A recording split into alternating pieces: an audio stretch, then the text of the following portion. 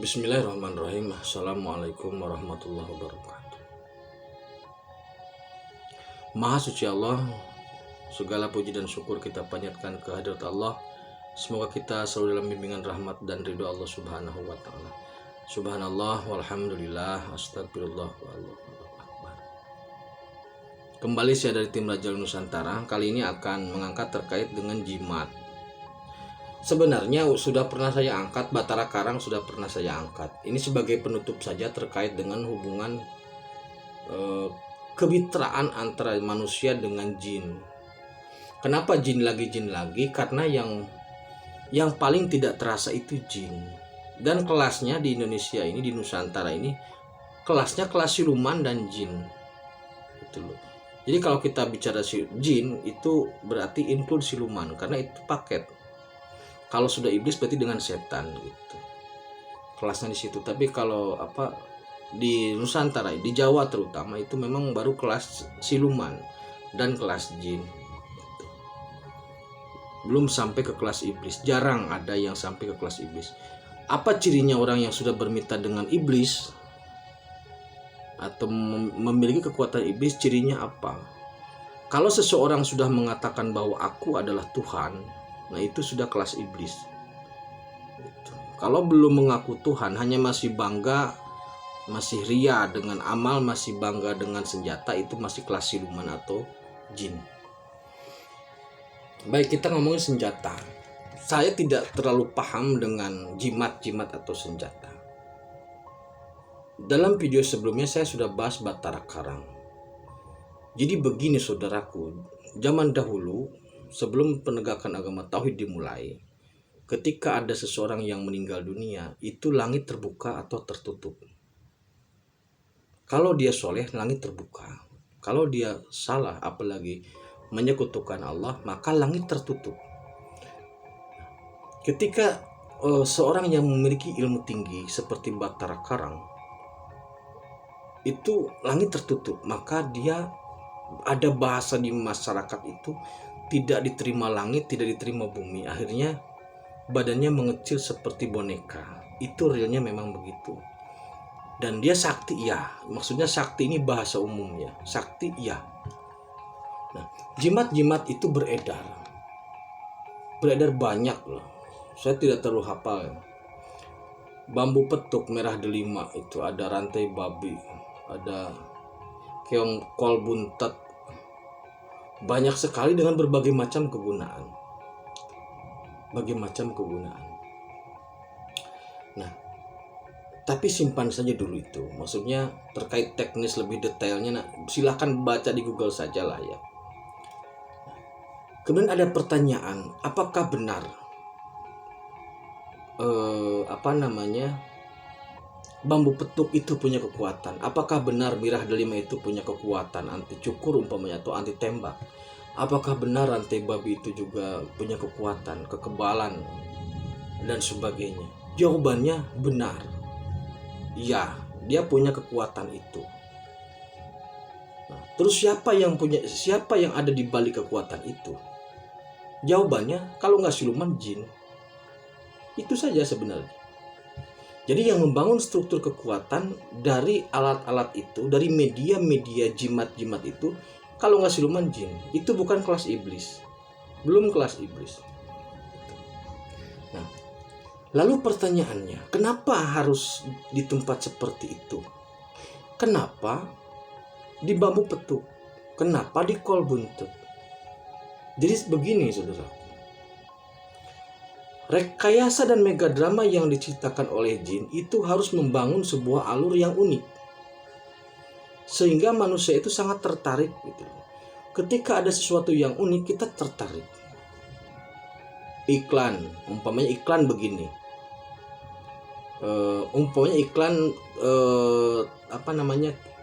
Kios jongko baso gitu, tempat makan baso atau mie ayam lah. Ada iklan begini kan.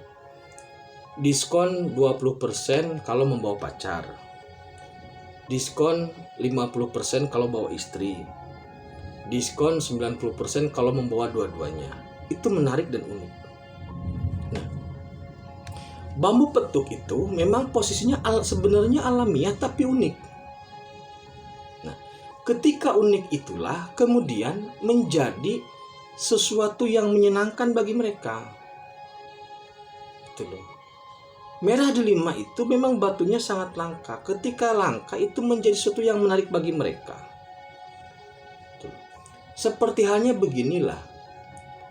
Kita ini secara kodrati manusiawi ingin tempat yang lebih baik, yang enak, yang nyaman lah. Orang yang kemampuannya menengah, rumahnya juga menengah. Semakin tinggi pendapatan seseorang, maka tempat tinggalnya pun semakin mewah. Jadi dalam tempat tinggal yang mewah, pasti ada orang yang punya kekuatan uang yang besar, walaupun korupsi. Itu loh. Dalam mirah delima yang bagus, pasti ada kekuatan jin yang luar biasa. Itu kan katanya sih biasanya ada tingkatannya mirah delima juga.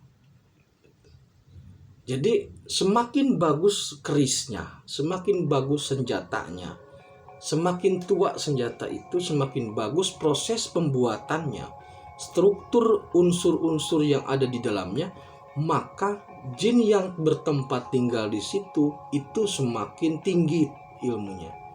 Kalau di manusia mah ya orang kaya banget, sultan. Nah, sultan. Jadi orang yang rumahnya sekian miliar, maka itu Sultan Bekasi gitu loh, Sultan Andara gitu.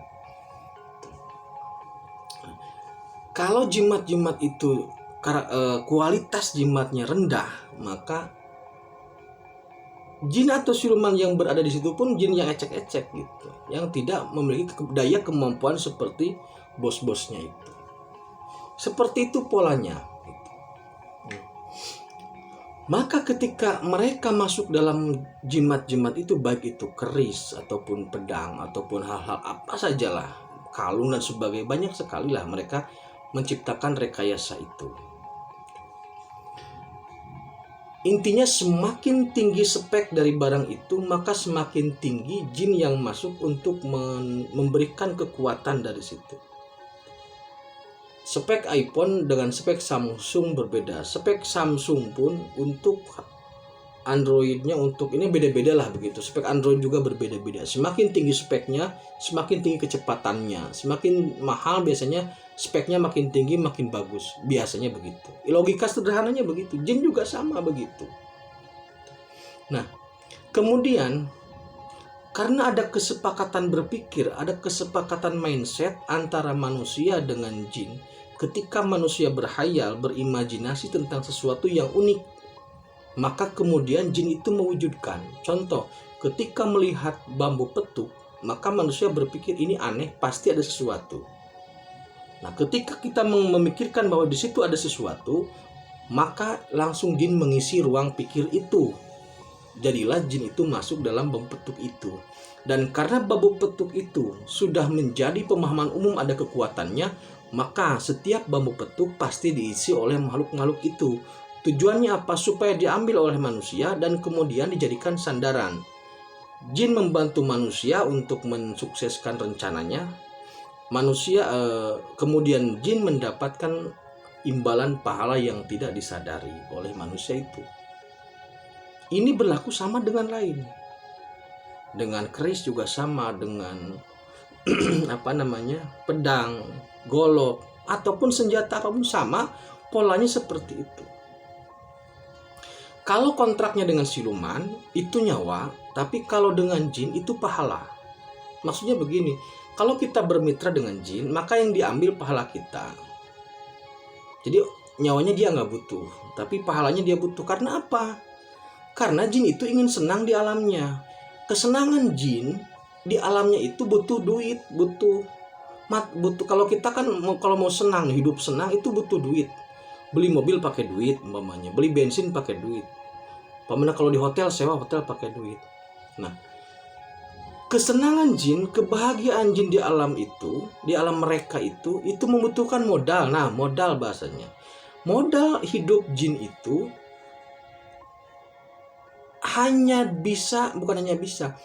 lebih mudah didapat dari manusia ketimbang ibadah mereka, karena ibadah jin itu nilainya rendah. Kenapa rendah? Karena jin umurnya tak terbatas. Walaupun ada awal tapi tidak ada akhir. Sedangkan manusia nilai ibadahnya tinggi. Sehingga jin menggoda manusia atau merampok satu kali pahala manusia itu mereka menjadi modal yang besar untuk kehidupan mereka gitu loh. Jadi umpamanya kita menggunakan tenaga dalam, jebret, kemudian dia bantu pahala kita, poin-poin pahala kita dikomplain sama dia, diambil, diklaim sama dia, diambil. Itu menjadi modal dia dalam kehidupan jin, di alam jin untuk kesenangan jin.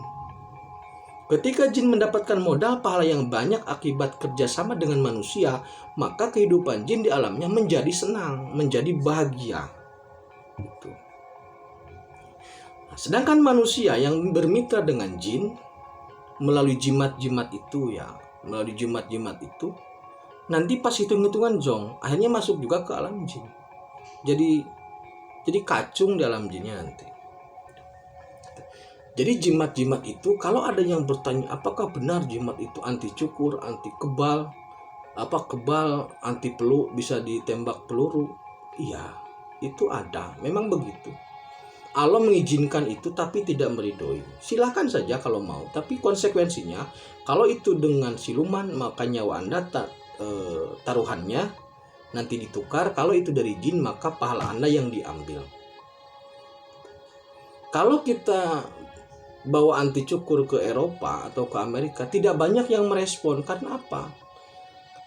Karena kalau kebal mereka punya Kevlar, punya rompi anti peluru lebih logis. Teknologi mereka sudah sampai di situ. Di kita juga ada. Jadi karena kelas jin kita kelas siluman, maka lebih banyak orang-orang di Nusantara ini yang menggunakan media itu untuk pola hidup seperti itu. Anti peluru, anti bacok pakai itu. Kalau di Amerika anti peluru ya pakai rompi anti peluru. Jadi itu bahayanya bermitra dengan jin maupun memegang senjata-senjata ataupun benda-benda bertuah seperti itu. Jadi yang bertuah itu pasti jin. Mau jin kafir, mau jin Islam sama saja, tidak ada nilainya. Orang yang bermain dengan jin nilai hidupnya sangat rendah. Tidak ada nilainya di hadapan Allah itu. Tidak ada nilainya. Sayang kita bermain dengan jin, walaupun dengan ayat, walaupun dengan sholawat, tapi bermain-main dengan jin itu nilainya sangat rendah. Nilai di hadapan Allah sangat rendah orang seperti itu. Karena apa ya? Kosong, pahalanya diambil semua.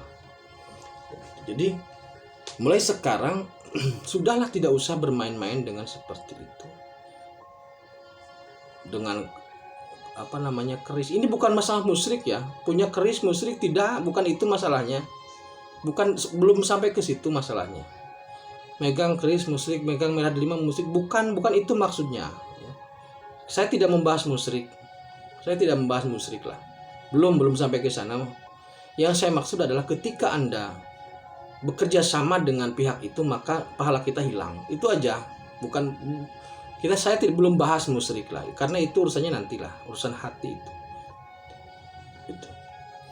Itu jadi rugi menggunakan alat-alat seperti itu, rugi. Demikian terkait dengan jimat-jimat itu ya. Buang sajalah, ngapain, nggak ada manfaatnya, rugi kita kalau main kayak gitu, rugi. Kalau koleksi bagaimana, silahkan, tidak ada masalah. Yang bermasalah itu kemitraannya. Tapi hati-hati, karena mereka itu memiliki daya kekuatan untuk menarik, untuk menjebak yang sangat luar biasa. Mereka sangat siap membantu. Sangat siap membantu. Jin itu sangat siap membantu dan sangat siap merampok pahala. Demikian terkait dengan jimat-jimat itu. Lepaskan saja, hati-hati, lepaskan. Kemudian mari kita tetap tingkatkan iman dan amal soleh, berlindung kepada Allah. Terima kasih. Assalamualaikum warahmatullahi wabarakatuh.